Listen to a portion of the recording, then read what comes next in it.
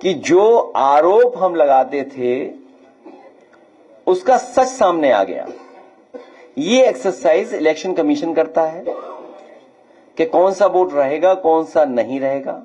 एक उसका मैनुअल है, प्रोसीजर है, नियम है उसके कि वोट कैसे जोड़ा जाएगा, कैसे काटा जाएगा, किनका कटेगा।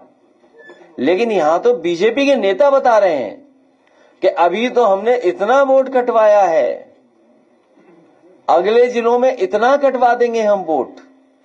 तो इसका मतलब यह हुआ कि इलेक्शन कमीशन और बीजेपी के लोग मिले हुए अंदर ही अंदर साठगांठ है।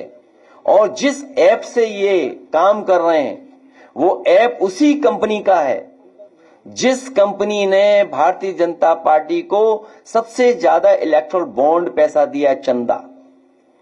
हम भी मंदिर बना रहे हैं, हमें तो नहीं चंदा दे रही वो कंपनी।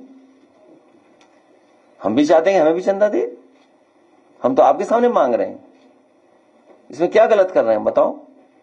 अगर वो बीजेपी को दे सकते हैं तो हमें भी दे। तो मैपिंग ऐप, तो ये तो चुनाव आयोग बता सकता है ना कि कैसे वोट काटें, कैसे बीजेपी के नेता कह सकते हैं। देखिए, एक छोटी सी बात कही हमने, हम पत्रकार साथियों से कहते हैं कि जब वो न्यूज चलाएं तो इशू को डाइल्यूट ना करें। आपकी जो लैंग्वेज है, जो शब्द जो इस्तेमाल करते हो आप, वो इशू को डाइल्यूट कर रहे हो आप। हमारा पोस्ट करने का भाव ये था कि बीजेपी चैलेंज कर रही है, बीजेपी के नेता चैलेंज कर रहे हैं कि अभी तो इतना वोट कटवाया है, बाद में इतना और कटवा देंगे। और चुनाव आयोग का और सरकार का नंगा नाच हम लोगों ने कई चुनाव में देखा है।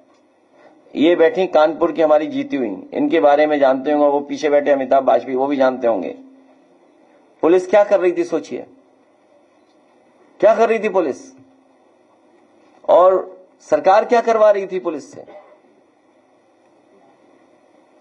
तो ये जो कभी कभी न्यूज आप डाइल्यूट कर देते हो, वो नहीं, भाव जो था कि हम वोट कटवा देंगे आपका।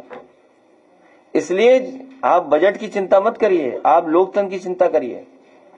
बजट तो दूसरी सरकार भी दे देगी, लेकिन लोकतंत्र दूसरी सरकार ज्यादा मजबूत करेगी।